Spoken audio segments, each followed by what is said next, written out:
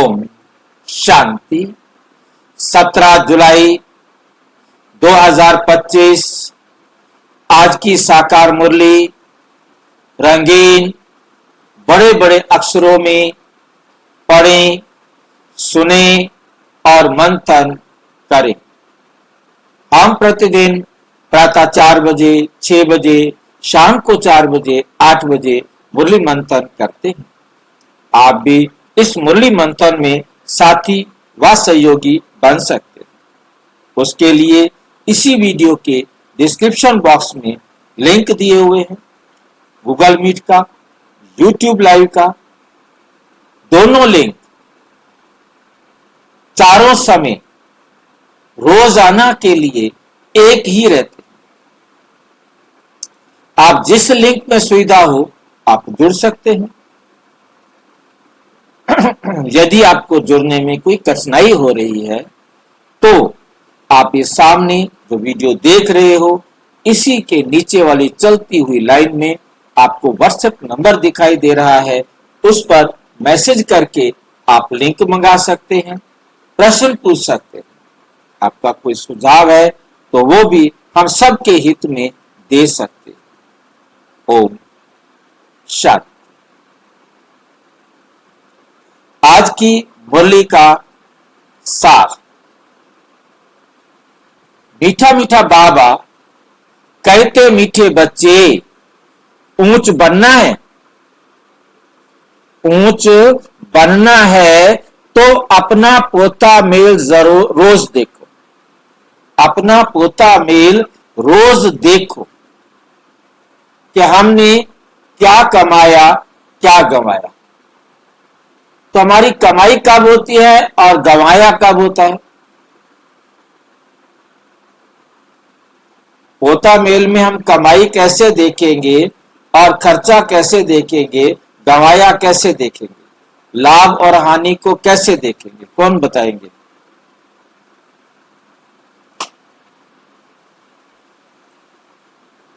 भाई जी, सुधार हो रहा है तो लाभ है, सुधार नहीं हो रहा तो हानि है। कितने कितने पैसे आए तो लाभ होता है, कितने पैसे नुकसान हो तो हानि होती है। जितने ज्यादा से ज्यादा आया उतना लाभ। क्या आया मतलब पैसे आए, क्या चीज आई। अरे दैविक गुण आया तब लाभ है। देव देव भाई जी, हाँ जी। जैसे पुरुषार्थ कर रहे हैं तो उसमें विकर्म नहीं होना चाहिए। पुरुषार्थ करेंगे तो लॉस। विकर्म कैसे होता है, पुरुषार्थ कैसे होता है और लाभ कैसे होता है, हानि कैसे होती है। हाँ जी। आत्मा के लिए किया गया कार्य पुरुषार्थ। विकर्म को अन्य समझ के जो कर्म किए हो। आत्म स्मृति में हमने सारा दिन कितने कर्म किए। आत्म स्मृति में, बाबा की स्मृति में जितने कर्म किए वो हमारी कमाई है।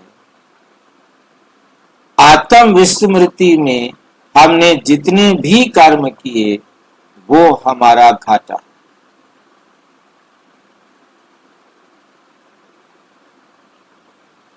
यही सिर्फ चेक करना है कि कितना कर्म हमने आत्म स्मृति में बाबा की डायरेक्शन के अनुसार किए और कितने कर्म हमने आत्म विस्मृति में किए।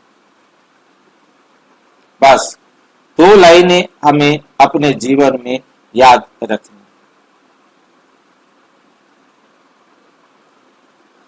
कोई भी कर्म इंद्रिय धोखा ना दे।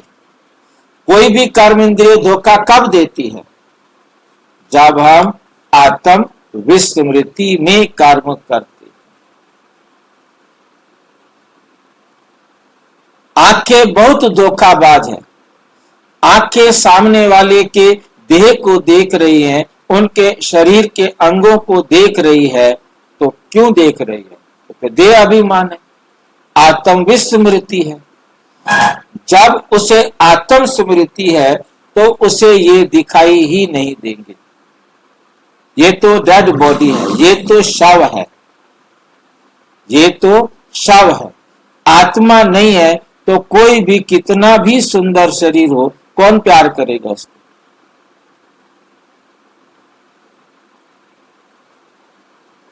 ये संकल्प, ये विचार बुद्धि को देना कि यही जिस सुंदर शरीर की तरफ मैं आकर्षित हो रहा हूं, अगले सेकंड ये आत्मा इस शरीर में ना रहे, क्या ये मुझे आकर्षित करेगा?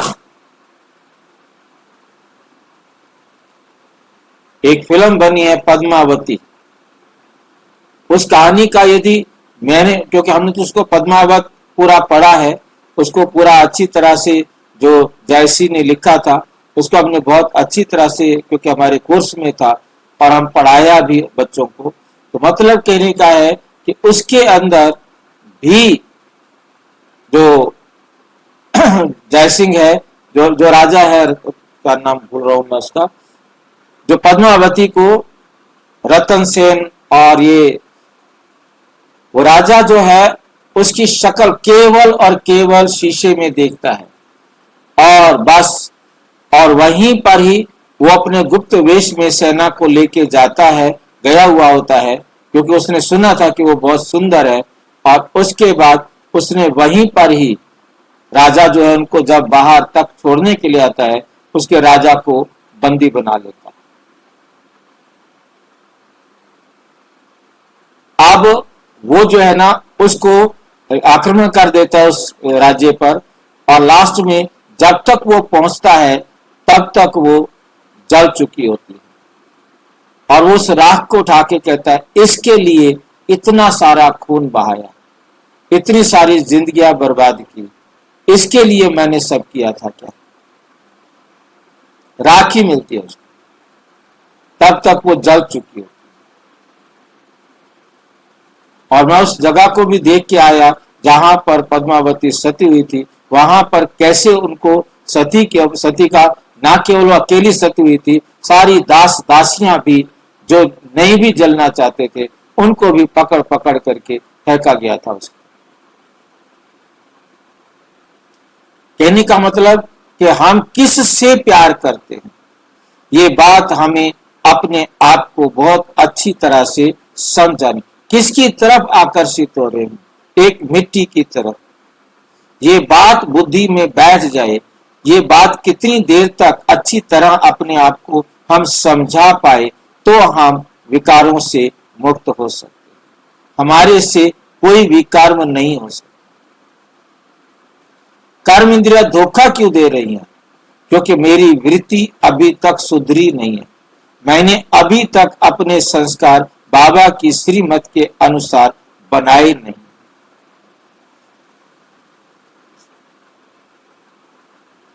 जब ये कहा जा रहा है कि आंखें धोखाबाज है, तो कौन धोखेबाज है?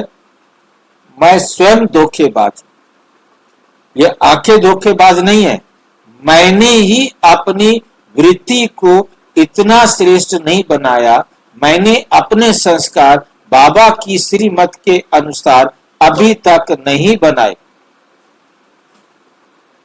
इसलिए मेरी वृत्ति, मेरी दृष्टि खराब। ये बहुत धोखेबाज है, तो इनसे संभाल करो। संभाल हमने अपनी करनी है। प्रश्न, सबसे बुरी आदत कौन सी है? उनसे बचने के उपाय क्या है? सबसे बुरी आदत कौन सी है और उनसे बचने का उपाय क्या है? क्या उपाय होगा? पहले बुरी आदत का पता लगाएं। बुरी आदत क्या है? सबसे बुरी आदत है जबान का स्वाद। कोई अच्छी चीज देखी तो छिपाकर खा लेंगे, कोई अच्छी चीज देखी तो छिपाकर खा लेंगे। छिपाना अर्थात चोरी। हमने कोई भी चीज छिपाई है तो हमारे अंदर क्या है? हमारे अंदर क्या है? चोरी तो बाहर वालों के लिए है, हमारे अंदर क्या है? इच्छा। ये बहुत मीठी होती है या बहुत तीखी होती है या बहुत जैसा भी उसको टेस्ट है, वो ये मुझे बहुत अच्छी लगती है, इसको मैं बाद में भी खाने के लिए रख लेता हूं। या कोई देख नहीं रहा है तो अभी मैं फालतू खा लेता हूं। खाने के साथ साथ उठाने की भी आदत हो जाती है।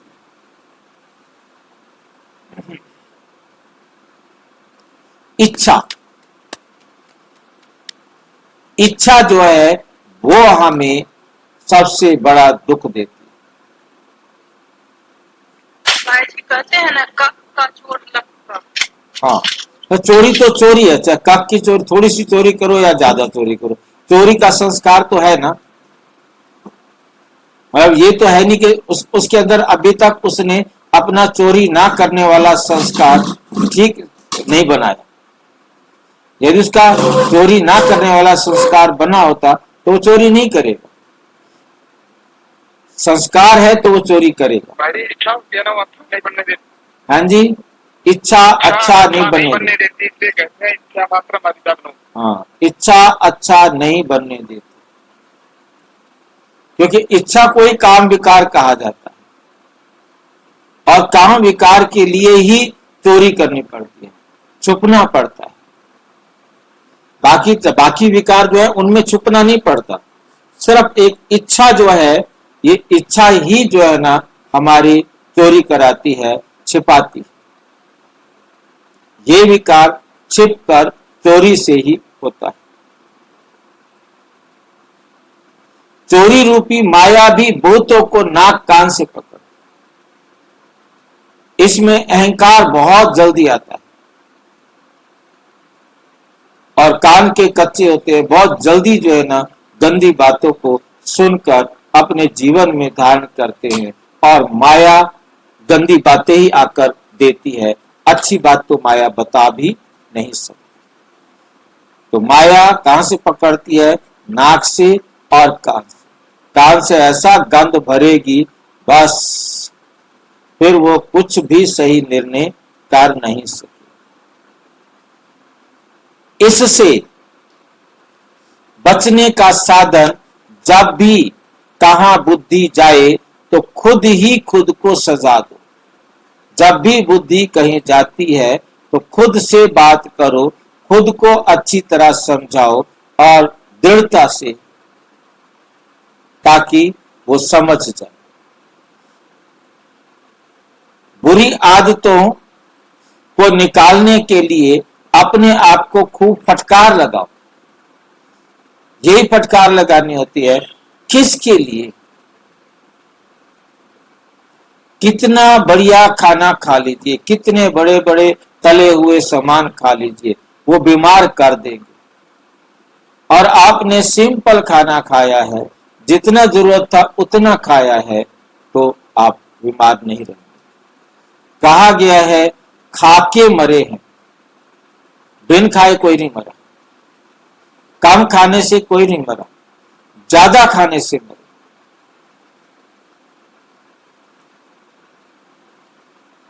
इसलिए बहुत अच्छी तरह से समझना है कि मेरे शरीर को जितना जरूरत है, जो सहज रीति ईमानदारी से मिल जाता है, उसी में मुझे संतुष्ट रहना। भाई जी, हाँ जी, ज्यादा खाने से चोरी होता है? भाई ज्यादा आप चोरी करके खा रहे हैं तो, अब ज्यादा अपने घर में आप खा रहे हो, आपका सामान है, आप खाओ। पर तो चोरी करके खा रहे, यज्ञ में जैसे माउंट आबू के अंदर आप गए हुए हैं, अब वहां गुलाब जामुन रखे हुए हैं और आप जाकर के बार बार ले लेते हैं। अब आपको खाना है, खाइए, परंतु शरीर को कितना चीनी चाहिए रोजाना? मतलब एक मेल को ज्यादा से ज्यादा 20 ग्राम चीनी ले सकता है और फीमेल है तो उसको 15 ग्राम चीनी से ज्यादा नहीं लेना चाहिए। अब वो गुलाब जामुन खा लेंगे, ज्यादा खा लो, उसके बाद वो कहीं ना कहीं आपके शरीर में एक्स्ट्रा फैट, एक्स्ट्रा एनर्जी जमा होती जाएगी और फिर वो क्या इच्छा एक की जगह दो ले लिया तो इच्छा हो गई। हाँ, मतलब आपको मिल रहे हैं दो तो दो ले लो, खाने हैं तो। आपको मिल रहा है एक, और आप जो है ना, भाई जी ये हाँ। जो जाते हैं ना बाबू, बच्चे कहेंगे अरे बाबा का घर है, खूब खाओ, एंजॉय करो, बहुत अच्छा है। खाओ, देखो ये भी आपके, कहते हैं। देखिए आपके बाप का घर है, आप खाओ, परंतु परंतु याद रखना है कि मेरे शरीर को कितना चाहिए, मेरे शरीर को कितना चाहिए। वहां तो फ्री का मिल रहा है, वहां कोई रोकने वाला नहीं है, वहां कोई रोकने वाला नहीं है। हाँ जी, लिमिट लिमिट चाहिए। आप अपनी लिमिट खुद रखो, उनकी लिमिट नहीं, आपने अपनी लिमिट रखनी कि मेरे शरीर को जितना चाहिए मैं उतना खाऊं। जी जी। ये बात, मेरी इच्छा है फालतू खाने की तो मैं तरीके ढूंढूंगा, मैं एक थाली की बजाय 2 थाली लूंगा, एक इधर भी दे दो इधर भी दे दो। बात यहां आती है, मतलब कोई चीज को डबल लेना है, फालतू लेना है, तो उसके लिए हम तरीके ढूंढते हैं कि इस प्रकार से हम ज्यादा ले।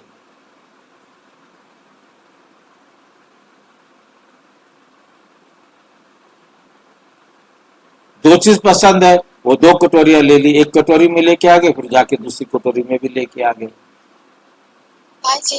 हाँ जी, हाँ जी, एक्स्ट्रा खाना को चूड़ी कचौड़ी कहते हैं। जितना आपके शरीर को जरूरत है उतना खाओ ना, एक्स्ट्रा खाना लालच हो गया ना। चोरी तब है कि जब आपने छुपा कर खाया, है नहीं?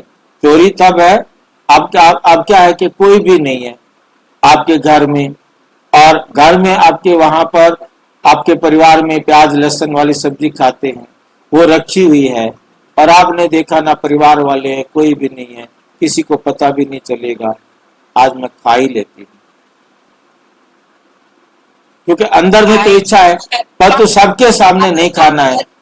आत्मा सत्य तो जान रही, कोई नहीं देख रहा, लेकिन आत्मा तो जान रही है सब कुछ। नहीं, वो तो वही उसी चोरी क्या होती है, चोरी तभी होती है ना कि जब जो चीज खाने के लिए मना किया, आज आपको मौका मिला है कि कोई भी नहीं है, आप यदि कहीं ऐसे पिकनिक पर कहीं गए हैं, कहीं घूमने के लिए गए हैं, आप देखते हो कोई ब्रह्मा कुमार तो है नहीं यहाँ पर, मेरे को कोई जानता भी नहीं, मैं क्या खा रही हूँ, कोई मुझे पूछने वाला नहीं, आज मैं अपनी कसर कर निकाल लेती हूँ, आज मैं अच्छी तरह से जो है ना प्याज वाली सब्जी खा लेती हूँ, खा लो। तो आपको किसी ने देखा नहीं, आपने चोरी की है ना। बस जिस, धारणा तो खंडित हुई ना भाई जी, धारणा तो खंडित हुई। यही यही बात सारी मेन बात है, चोरी का मतलब छुपाना पड़ता है, जिसको हम छुपा कर खा रहे हैं, जिससे हम दूसरों को पता ना लगे। तो ये सारे ये जो है ना हमारी धारणा को कमजोर करता है, और धारणा कमजोर होने के बाद फिर जल्दी से पावरफुल नहीं बनती।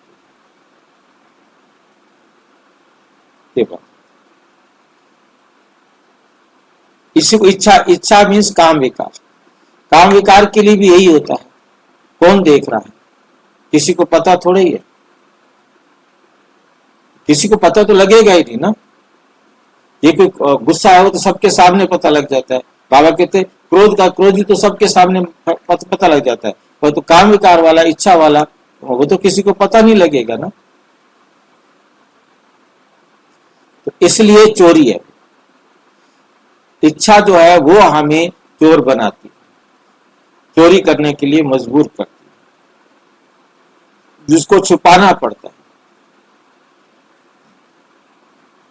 और जब भी संकल्प आए, जब भी इच्छा हो, तो बाबा कहते हैं अपनी फटकार लगाओ, अपने आप को डांटो, आपको अपने आप को खूब फटकार लगाओ, क्योंकि कोई और तो आपको सुधार नहीं सकता। बाबा ने सुधारना था, उसने आके बता दिया। अब आप बाबा की बात को इग्नोर कर रहे हो, तो बाबा की बात को फिर से लाने के लिए और फिर शक्ति इकट्ठी करके फिर अपने आप को समझाओ, फिर अपने अंदर शक्ति इकट्ठी करके फिर से अपने आप को समझाओ। यहाँ पे भाई जी दृढ़ता की शक्ति चाहिए ना। बिल्कुल। ओम शांति। आत्म अभिमानी होकर बैठे हो, हर एक बात अपने आप से पूछनी होती है। हम आत्म अभिमानी हो बैठे हैं, और बाप को याद कर रहे हैं,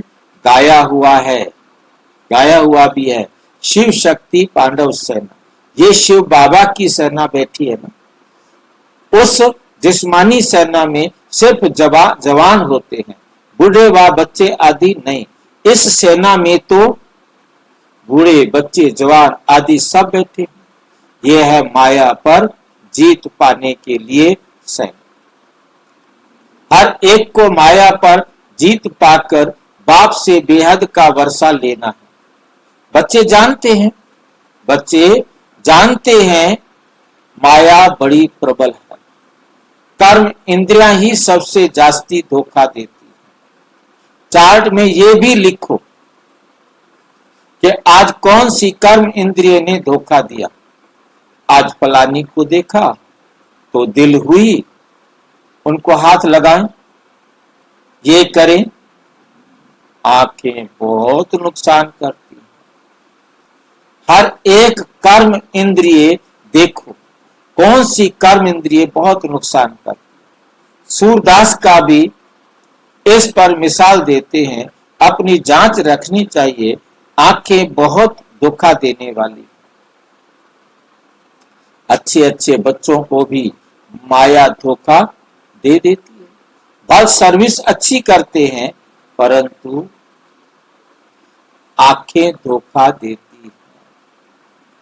इस पर बड़ी जांच रखनी होती है, क्योंकि दुश्मन है ना, हमारे पद को भ्रष्ट कर देती है। जो सेंसिबल बच्चे हैं उन्हों को अच्छी रीति नोट करना चाहिए। डायरी पॉकेट में पड़ी हो। जैसे भक्ति मार्ग में बुद्धि और तरफ भागती है तो अपने को चुटकी काटते हैं।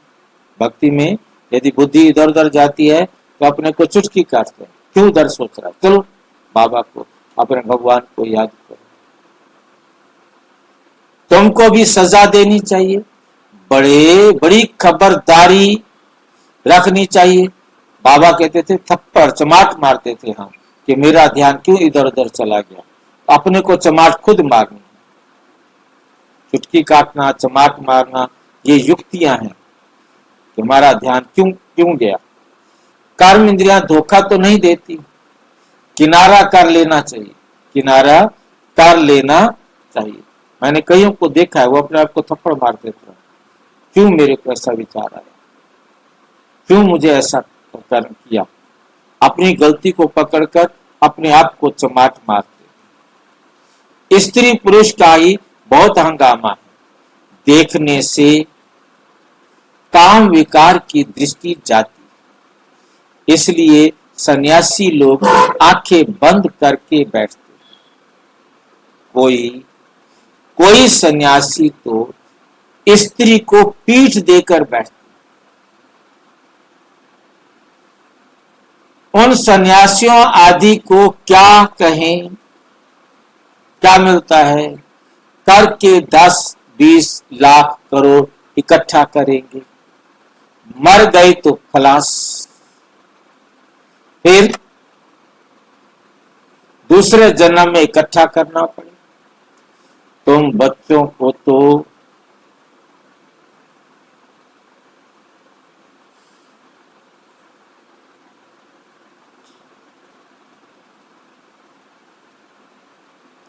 दूसरे जन्म में इकट्ठा करना पड़े।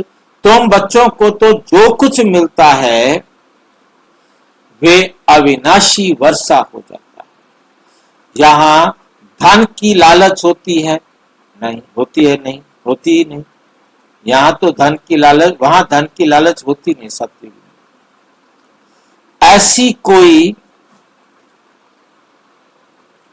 अप्राप्ति होती नहीं जिसके लिए माथा मारना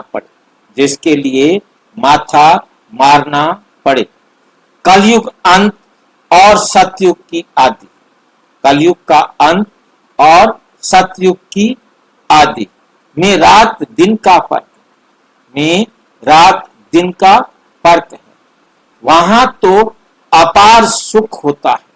वहां क्या होता है, वहां तो अपार सुख होता है और यहाँ कुछ भी नहीं, यहाँ कुछ भी नहीं।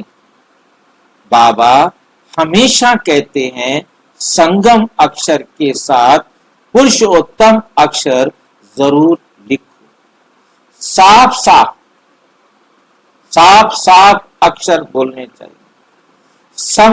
समझाने में सहज होता है। मनुष्य से देवता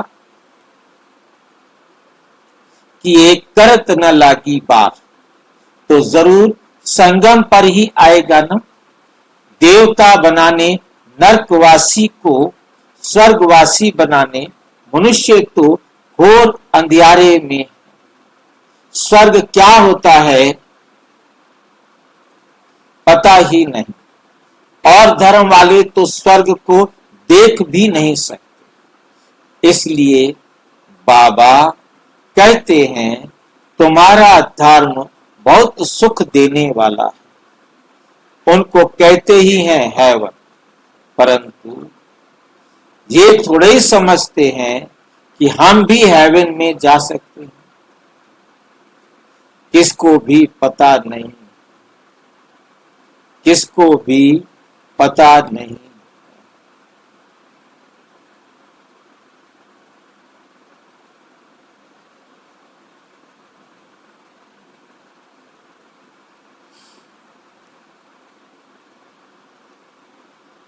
भारतवासी ये भूल गए, हेवन को लाखों वर्ष कह देते। क्रिश्चियन लोग खुद कहते हैं 3000 वर्ष पहले हेवन था। लक्ष्मी नारायण को कहते ही हैं गॉड गॉडेज। जरूर गॉड ही गॉडेज बनाएंगे, तो मेहनत करनी चाहिए। रोज अपना होता मेल देखना चाहिए। कौन सी कर्म इंद्रिय ने धोखा दिया, कौन सी कर्म इंद्रिय ने धोखा दिया। जबान भी कोई काम नहीं। कोई अच्छी चीज देखी तो छिपाकर खा लेंगे। समझते थोड़े ही हैं, समझते नहीं है। अच्छी चीज देखी छिपा कर खा लेंगे। समझते थोड़े ही है कि ये भी पाप है। चोरी हुई ना तो भी शिव बाबा के यज्ञ से चोरी कर। क्या होता है कि वहां पर बना करके रखा होता है सामान, जिसके लिए बाबा इशारा दे रहे हैं। हमने देखा है, प्रैक्टिकल में देखा है, क्योंकि एक नहीं उठाया। बाबा ने मुरली में भी इसको और विस्तार से बताया कि जैसे मान लो जलेबियां बना के रखी हुई, अब आपके बाप की है, और तो बाबा ने वहां कहा कि जो इंचार्ज है उससे पूछ करके लो, ताकि पूछ लेंगे तो चोरी नहीं हुई ना। अब वो पूछेंगे नहीं, पूछेंगे तो मालूम है कि उन्होंने अलाउ नहीं करना, तो उसने क्या करना है, जाना है और चुपके से अपना 2 जलेबी उठानी है और आगे चले जाना है। अब उसको जलेबी उठाकर जाते हुए किसी ने देखा, उसने सोचा मैं भी उठा लेता हूं, इसने भी किससे नहीं पूछा। अब ऐसे सारे ही उठा करके खाना शुरू कर देंगे। अब वो जलेबी बना के किसके लिए रखी गई थी, जिसकी ड्यूटी थी, उसको दुख होगा ना। आपके बाप का घर है, आप खाएं, परंतु जो निमित्त है बाबा कहते उसको जरूर बताएं, उससे पूछे फिर ले। आपके लिए ही है, आपका घर है। बच्चे खाएंगे तो माँ बाप का पेट भरेगा।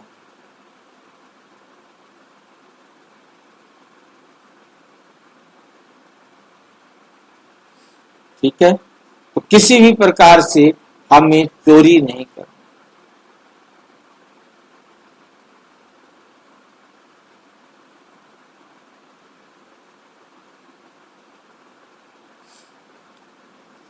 चौबीस शिव बाबा के यज्ञ से चोरी करना बहुत खराब है। कख का चोर सो लख का चोर। चाहे आपने 1 जलेबी उठाई, चाहे आपने 10 जलेबियां उठाई, तो चोरी तो हो ही गई ना। बहुतों को माया नाक से पकड़ती रहती है। ये सब बुरी आदतें हैं, निकालनी है, अपने पर फटकार डालनी चाहिए। जब बुरी आदतें हैं तब तक ऊंच पद पा नहीं सके। ये समझ लो, यदि मेरे अंदर अभी तक गंदी आदतें हैं तब तक मैं स्वर्ग में तो जा नहीं सकता। स्वर्ग में जाना तो बड़ी बात नहीं है। यदि स्वर्ग में चले भी गए तो वहां जाकर राजा रानी कहां प्रजा, वहां जाकर के आप प्रजा में चले जाएंगे। तो बाप कहते कर्म इंद्रियों के राजा बनेंगे तो राजा बनेंगे ना, इसकी बड़ी जांच करनी चाहिए। कौन सी कर्म इंद्रिय धोखा देती है, होता मेल निकालना चाहिए। व्यापार है ना, बाप समझाते हैं मेरे से व्यापार करना है ऊंच पद पाने का।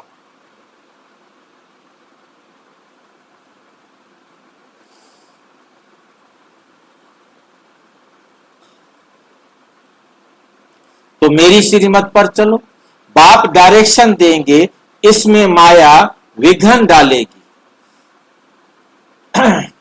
करने नहीं है, माया विघ्न डालेगी परंतु करने नहीं है, उन विघ्नों को आने नहीं देगा, करने नहीं देगी।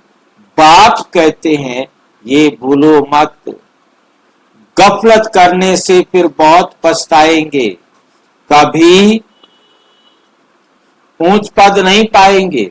अभी तो खुशी से कहते हैं हम नर से नारायण बनेंगे, परंतु अपने से पूछते रहो कहां कर्म इंद्रियां धोखा तो नहीं देती हैं। अपनी उन्नति करनी है तो बाप जो डायरेक्शन देते हैं उसे अमल में लाओ। सारे दिन का पोता मेल देखो, भूलें तो बहुत होती रहती हैं, आंखें बड़ा धोखा देती हैं। तरस पड़ेगा, इनको खिलाऊं, सौगात दूं, अपना बहुत टाइम वेस्ट कर लेते हैं। माला का दाना बनने में बड़ी मेहनत है। 8 रत्न है मुख्य, 9 रत्न कहते हैं। एक तो बाबा, बाकी है 8। बाबा की निशानी है, निशानी तो चाहिए ना। बीच में कोई ग्रहचारी आदि आती है तो 9 रत्न की अंगूठी आदि पहनाते हैं। इतने ढेर पुरुषार्थ करने वालों से 8 निकलते हैं, पास विद ऑनर्स। 8 रत्नों की बहुत महिमा है। देह अभिमान में आने से कर्म इंद्रियां बहुत धोखा देती, भक्ति में भी चिंता रहती है ना। सिर पर पाप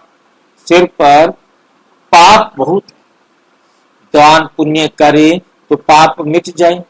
सतयुग में कोई चिंता की बात नहीं, क्योंकि वहां रावण राज्य ही नहीं।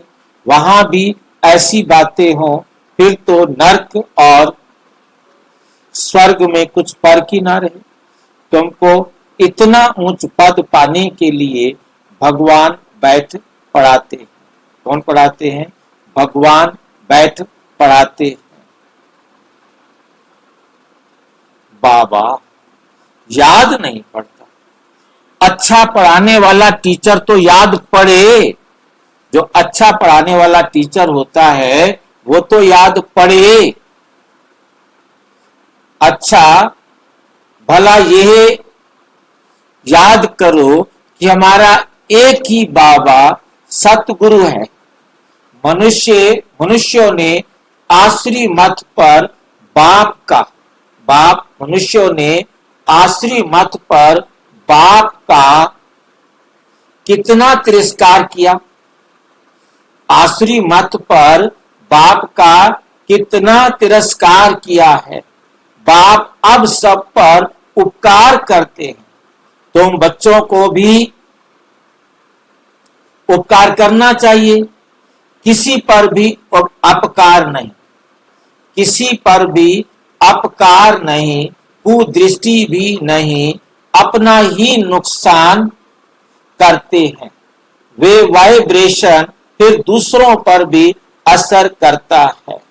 बाप कहते हैं बहुत बड़ी मंजिल है, रोज अपना पोता मेल देखो, कोई विकर्म तो नहीं बनाया। यह है ही विकर्मी दुनिया, विकर्मी संवत, विकर्माजीत देवताओं के संवत का कोई को पता नहीं। बाप समझाते हैं विकर्माजीत संवत को 5000 वर्ष हुए। विकर्माजीत संवत को 5000 वर्ष हुए और विक्रमी संवत को जब विकर्म करना शुरू किया उस संवत को कितना टाइम हो गया?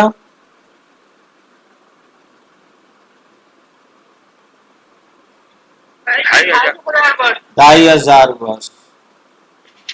फिर बाद में विक्रम संवत, विकर्म संवत शुरू हुआ होता है। राजाएं भी विकर्म ही करते रहते हैं। तब बाप कहते हैं कर्म अकर्म विकर्म की गति मैं तुमको समझाता हूं। मैं तुमको क्या समझाता हूं?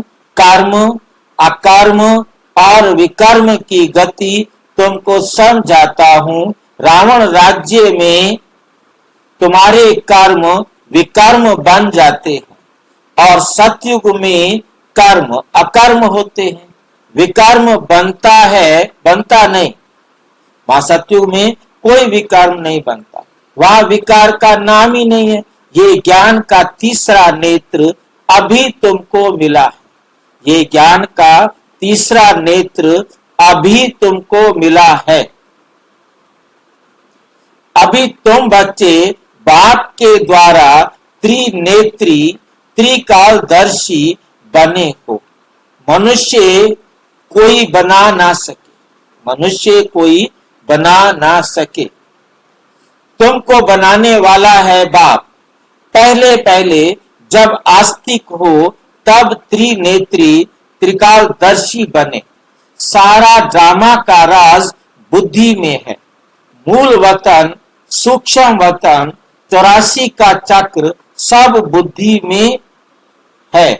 फिर पीछे और धर्म आते हैं, वृद्धि को पाते रहते हैं। उन धर्म स्थापकों को गुरु नहीं कहेंगे। सर्व की सदगति करने वाला सतगुरु एक ही है। बाकी वे कोई सदगति करने थोड़े आते हैं। वे धर्म स्थापक हैं। क्राइस्ट को याद करने से सदगति थोड़े ही होगी, विकर्म विनाश थोड़े ही होंगे, कुछ भी नहीं। उन सब को भक्ति की लाइन में कहा जाएगा। ज्ञान की लाइन में सिर्फ तुम हो। तुम पंडे हो, सबको शांति धाम सुख धाम का रास्ता बताते हो। बाप भी लिबरेटर गाइड है।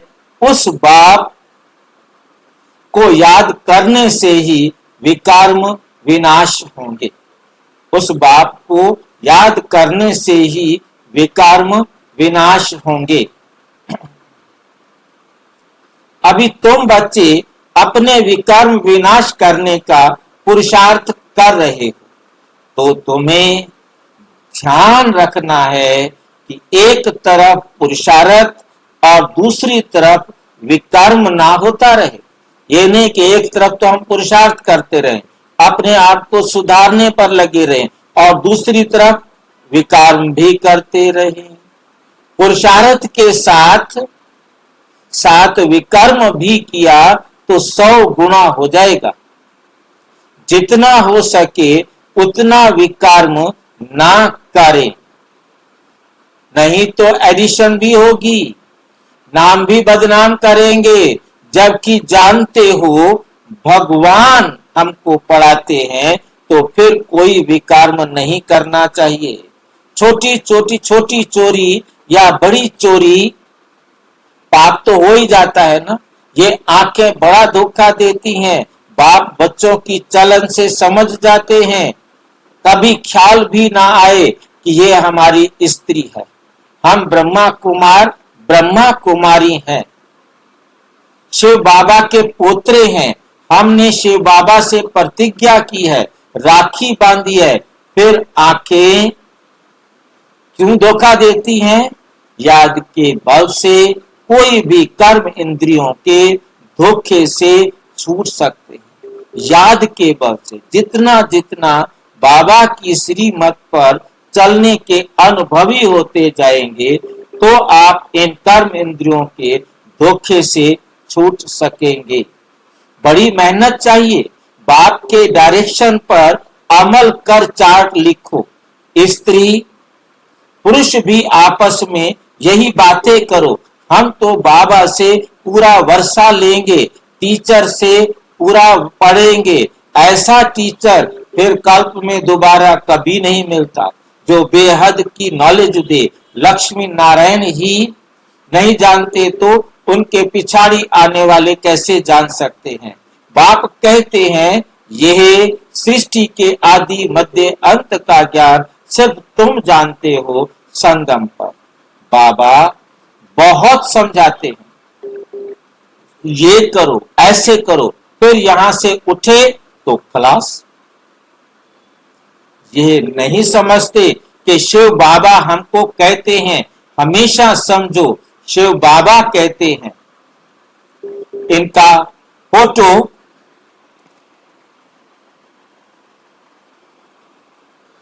भी नहीं रखो। शिव बाबा कहते हैं इनका फोटो भी नहीं रखो। ये रथ तो लोन लिया है, इस रथ का फोटो क्यों रखा है? इनका फोटो भी नहीं रखो। ये रथ तो लोन लिया है, ये भी पुरुषार्थी है। ये भी कहते हैं, ब्रह्मा बाबा भी कहते हैं मैं बाबा से वर्षा ले रहा हूं। तुम्हारे सदृश ये भी स्टूडेंट लाइफ में है। आगे चल तुम्हारी महिमा होगी। अभी तुम पूज्य देवता बनने के लिए पढ़ते हो। अभी तुम पूज्य देवता बनने के लिए पढ़ते हो, फिर सतयुग में तुम देवता बनेंगे। ये सब बातें सिवाय बाप के और कोई समझा नहीं सकता।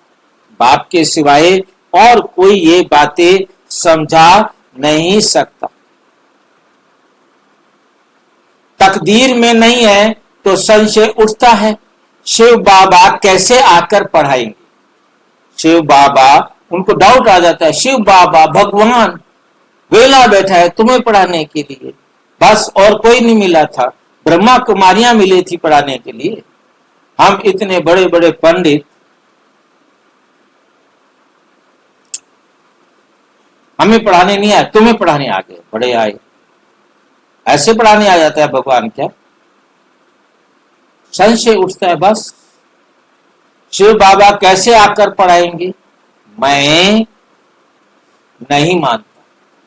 मानते नहीं तो फिर शिव बाबा की को याद भी कैसे करेंगे? जो मानेगा ही नहीं तो वो याद करेगा कैसे?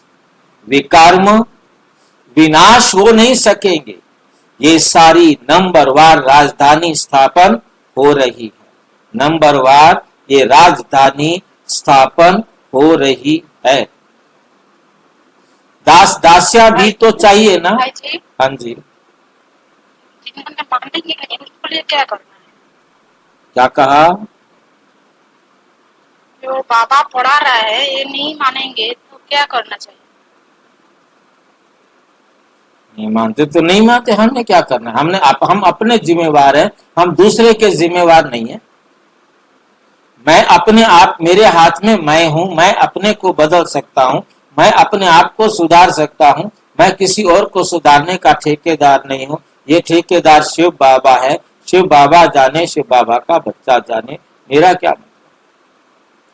मेरा काम तो ये है कि मैं अपना अनुभव उन आत्माओं को दे सकूं ताकि वो भी अपने को मेरी तरह इन विकारों पर विजयी बना सके।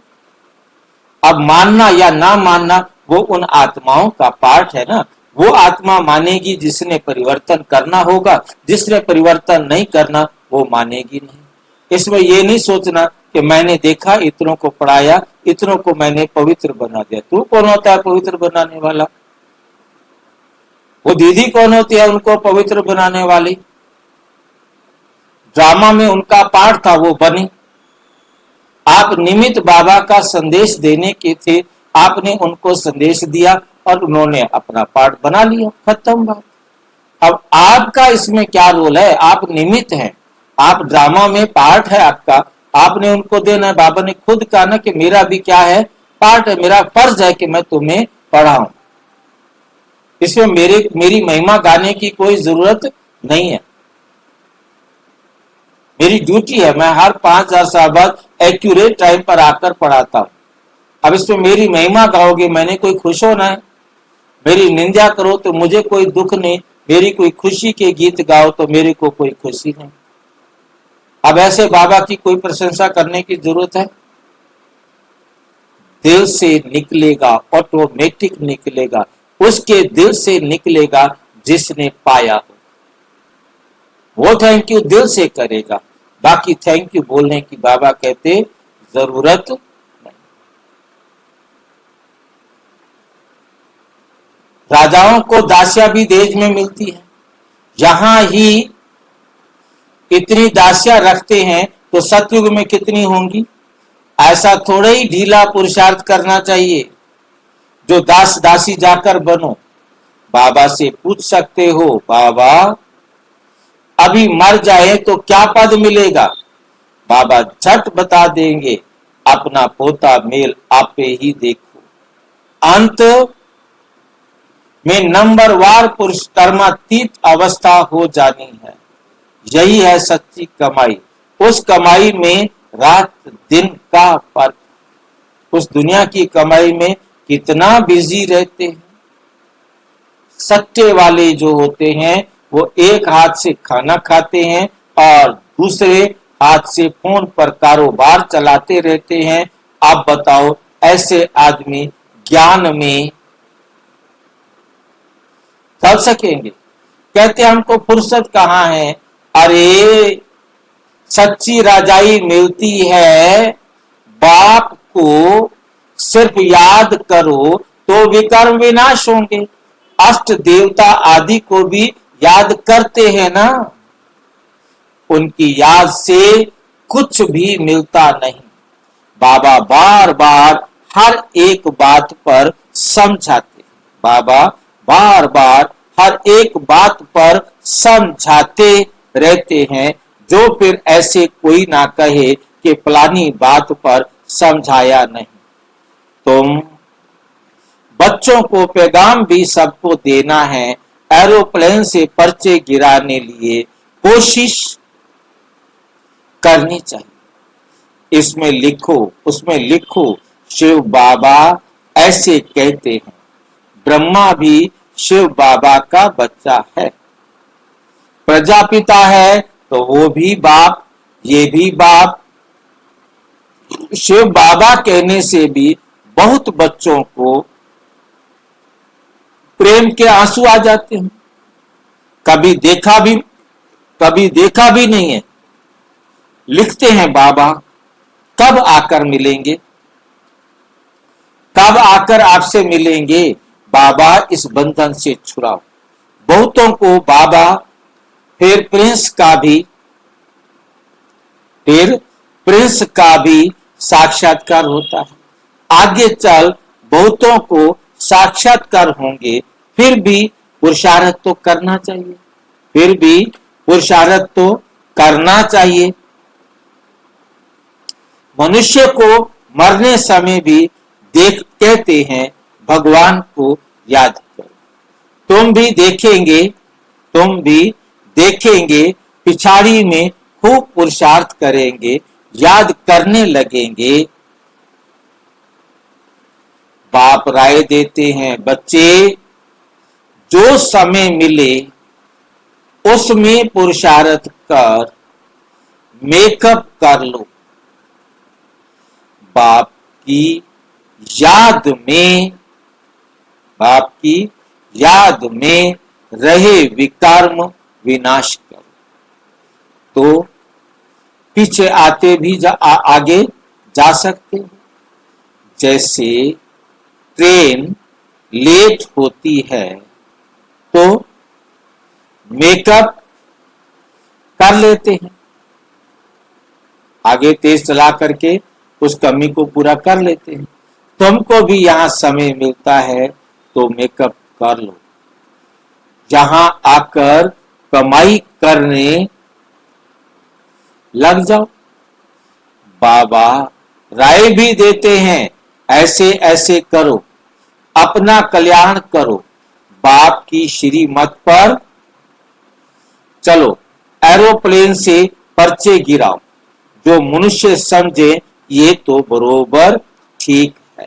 ठीक पैगाम देते हैं। भारत कितना बड़ा है सबको मालूम पड़ना चाहिए, जो फिर ऐसे ना कहें कि बाबा हमको तो पता ही नहीं पड़ा।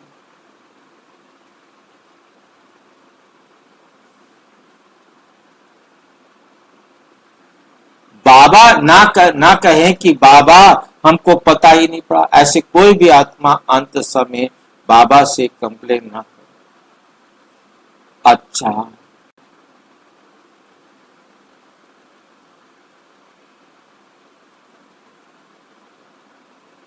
मीठे मीठे सिक्की लधे बच्चों प्रति माता पिता बाप दादा का याद प्यार और गुड मॉर्निंग। रूहानी बाप की रूहानी बच्चों को नमस्ते। हम रूहानी बच्चों की रूहानी बाप दादा को नमस्ते नमस्ते नमस्ते। धारणा के लिए मुख्य सार।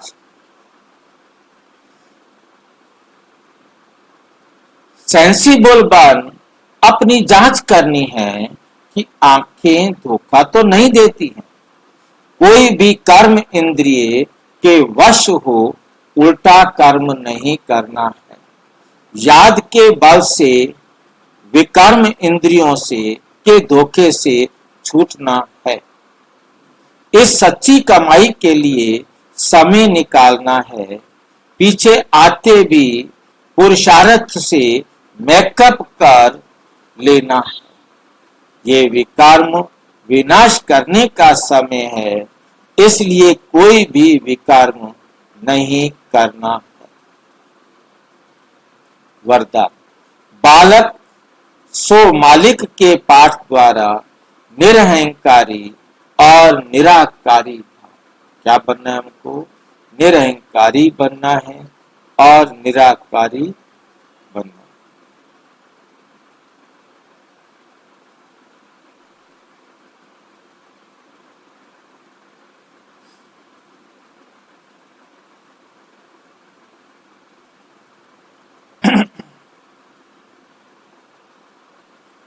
बालक बनना अर्थात हद के जीवन का परिवर्तन। कोई कितना भी बड़े देश का मालिक हो, धन व परिवार का मालिक हो, लेकिन बाप के आगे सब बच्चे।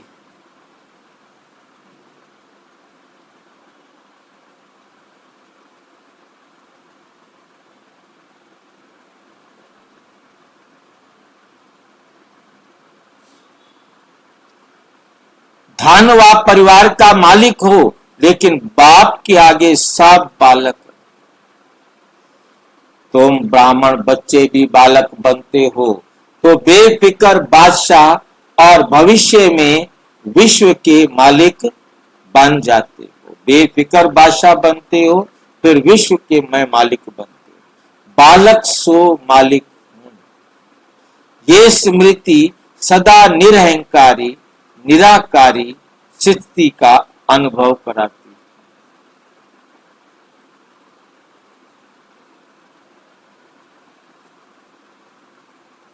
बालक अर्थात बच्चा बनना माना माया से बच जाना।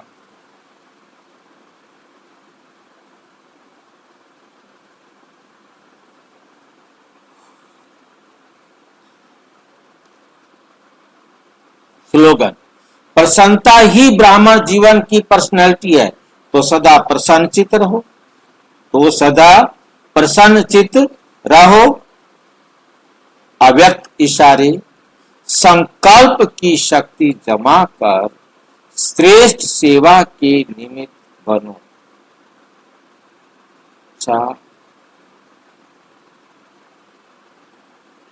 भाई जी, हाँ जी, संकल्प की शक्ति कैसे जमा होगी? संकल्प की शक्ति जमा करने के लिए हमें एक भी संकल्प बाबा की श्रीमत के अलग नहीं करना, चाहे वो मनसा हो, चाहे वाचा हो, चाहे कर्म हो।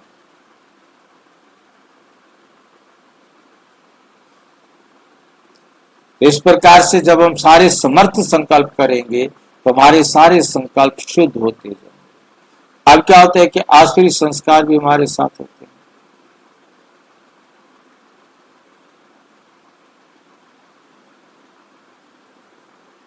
भाई जी, हाँ जी, हमेशा आत्म अभिमान में रहना है, ये संकल्प है।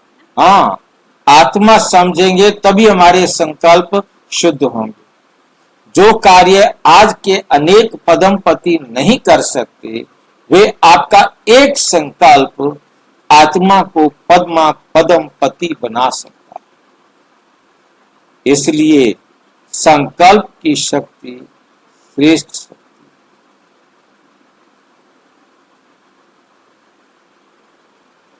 भाई जी, हाँ जी, समान में रहना भी तो शुद्ध संकल्प का शक्ति जमा होता है ना? कैसे करने से? भाई जी, समान में रहने से। स्वमान में, स्वमान में रहना मीन्स आत्म स्मृति में रहना। अच्छा,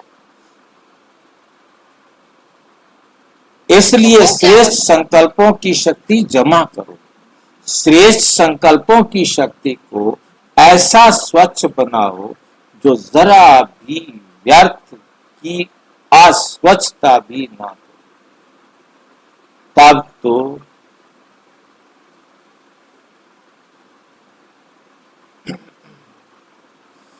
भाई जी, तो समान में रहना आत्म स्मृति नहीं है? स्वमान में रहना आत्म स्मृति नहीं है? आत्म स्मृति है ना। स्वमान माना मैं आत्मा हूं।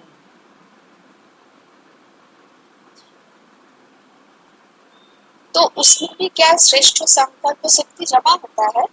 बिल्कुल, जो भी आप संकल्प कर रहे हैं, सोच रहे हैं, तो वो भी तो जमा हो रहा है ना। आप गलत सोच रहे हो तो गलत जमा हो रहा है, ठीक सोच रहे हो तो ठीक जमा हो रहा है।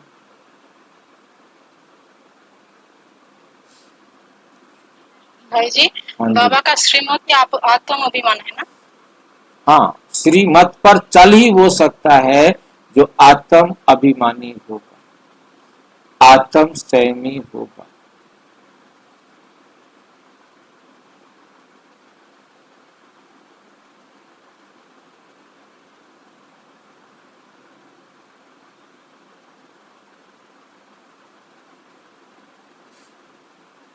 तो अस्वस्थता भी ना हो तब ये शक्ति कमाल का कार्य करेगी।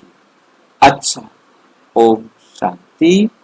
और विस्तार से जानने के लिए प्रजापिता ब्रह्मा कुमारी ईश्वरीय विश्वविद्यालय के किसी भी सेवा केंद्र पर संपर्क करें। और यदि कोई प्रश्न है तो 9213106986 पर केवल टेलीग्राम फोन नहीं 9650692270 केवल व्हाट्सएप करें।